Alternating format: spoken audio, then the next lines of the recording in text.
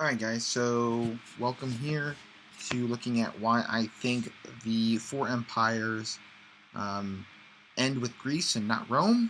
I preached on Daniel chapter 2 and 7 as if it ends in Rome, and I really became convinced of the Greek position later on through a man named Robert Gundry, who learned a lot from the critical view that says that Daniel was written in the 100s. Um, this scholar, Robert Gundry, is a Christian, and he does not take the second century view for a couple of different reasons. But he does learn from them and actually agree with them that that these four empires are actually the Babylonian, the Medes and Persians separately, and then the Greeks. And I think that I just found it very compelling. So I'm just going to go over the two chapters that cover the empire. So Daniel chapter 2 here. So this is just the section on the dream and remember the statue. So Daniel describes it. So right, it starts off with talking to just Nebuchadnezzar. Right. So he says, "You are the King of Kings. You are that head of gold." After you. So the first note to see is that the head of gold is just Nebuchadnezzar. It doesn't seem to be any of his successors. It seems to say, hey, there's another kingdom that's arise, but is inferior to yours. Right? So, in thinking about this, I used to think that this was the Medes and Persian Empire. But it doesn't really seem to make sense with that, so I have a couple here. So here's the map of Babylonian Empire at its height.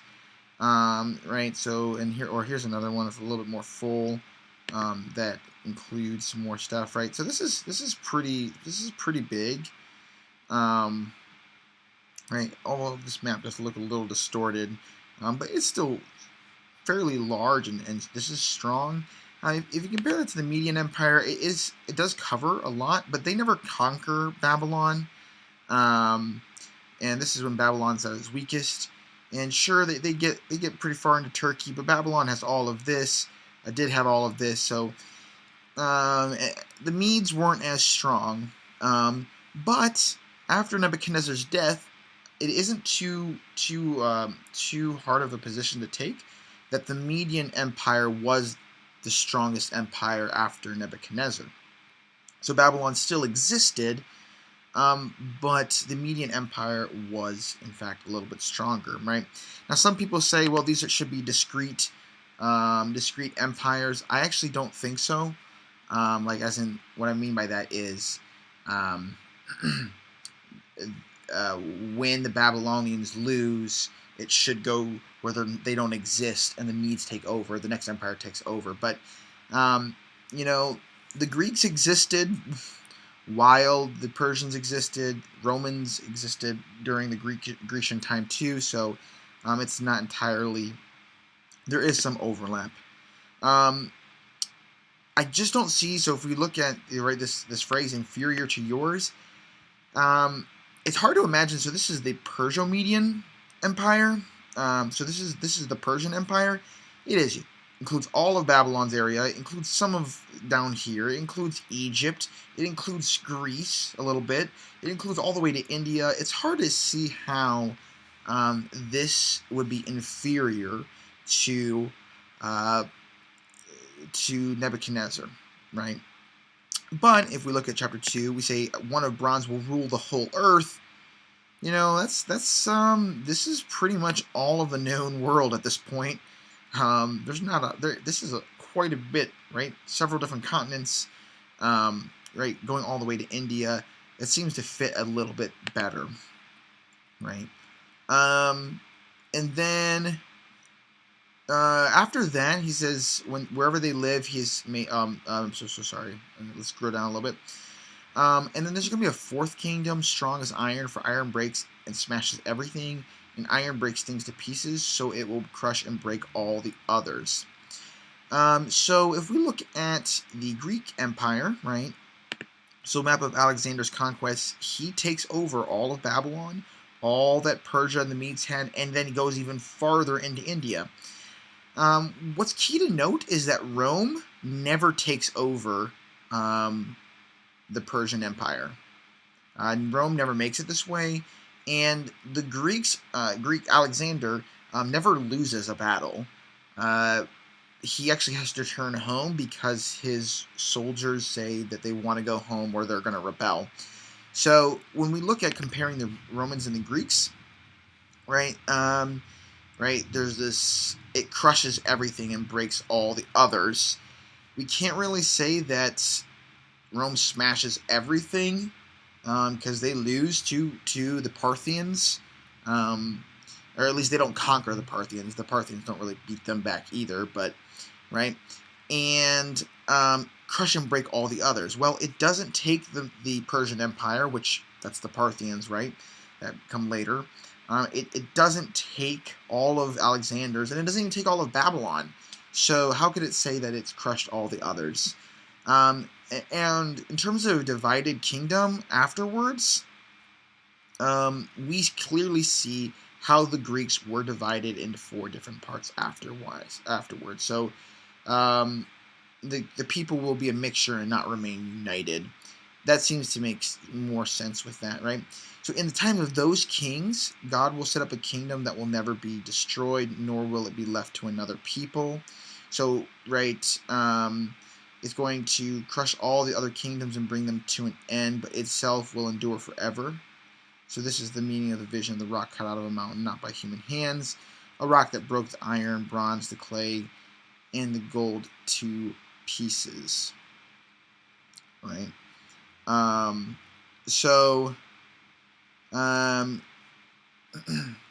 Right? In the time of those kings, so it really is starting up. Now, the critical scholar would say that this kingdom is the Maccabean kingdom, the Hasmonean era, where some of the Jewish people.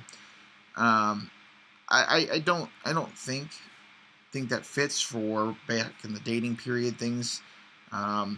Sure, this could be talking about the Maccabees, but very, very unlikely, right? So not by human hands. This rock.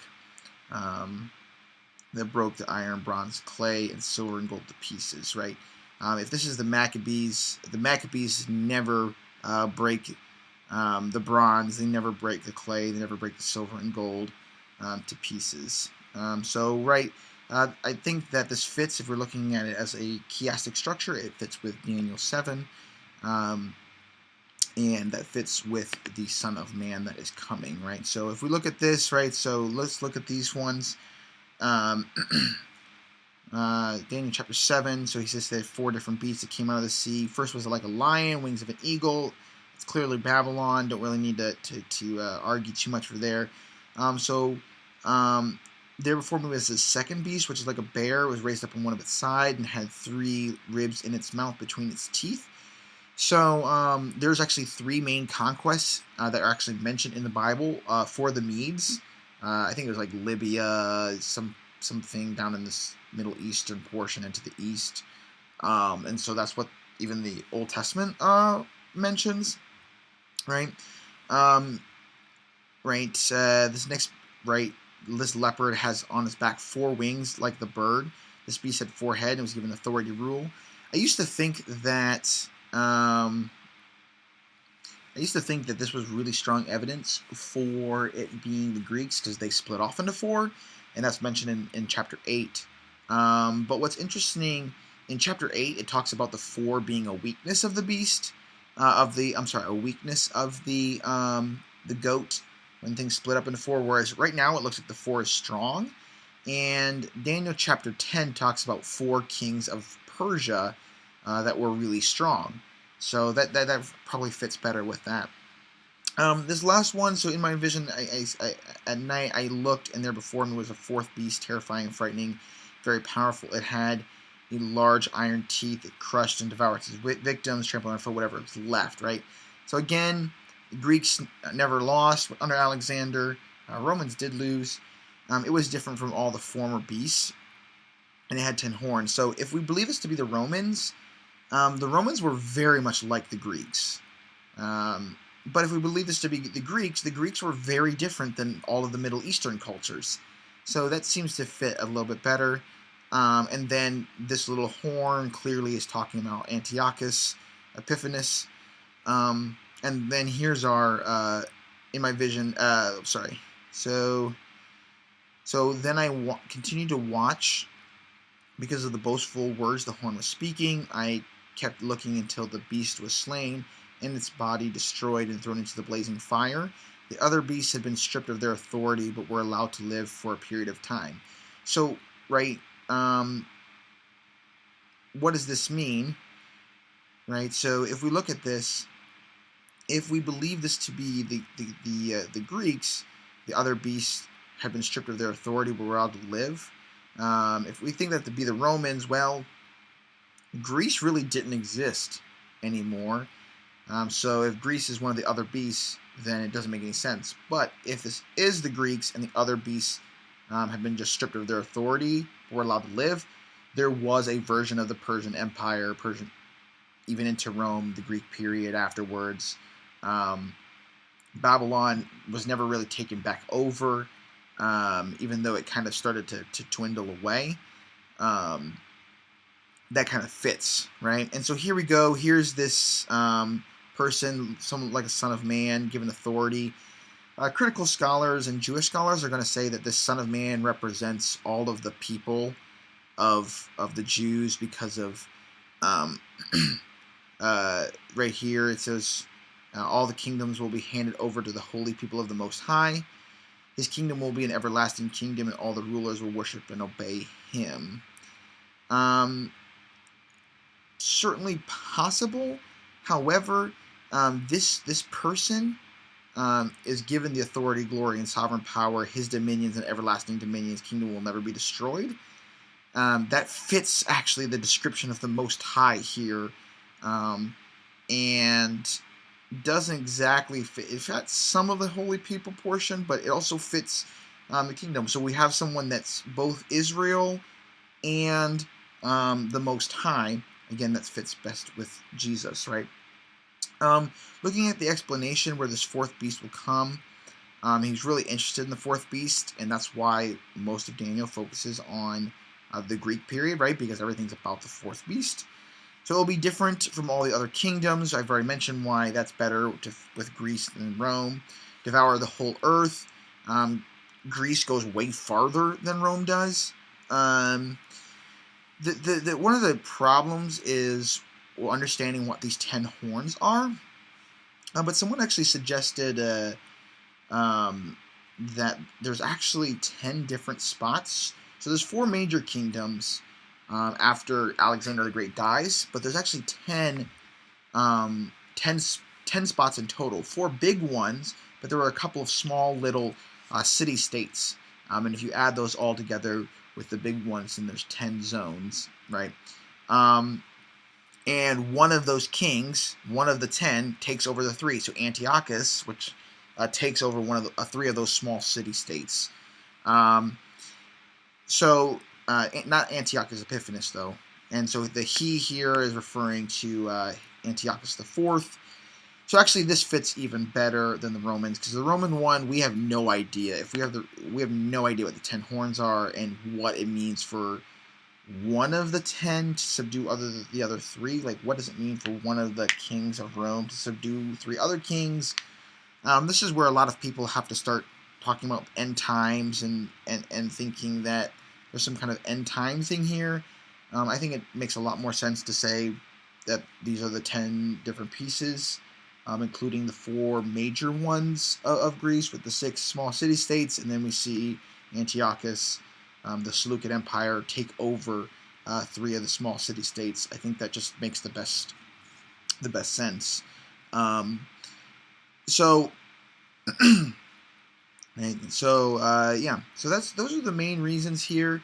At the end of the day, this is really focused on the Son of Man, the fact that he is authority, glory, sovereign power. All nations and people of every language worshipped him, and that he is the perfect one that will lead the holy people and have this kingdom. So Doesn't really change much of that, but I do think that it fits better, and it will also apply to later conversations. So I hope this is helpful, and I look forward to talking some more sometime.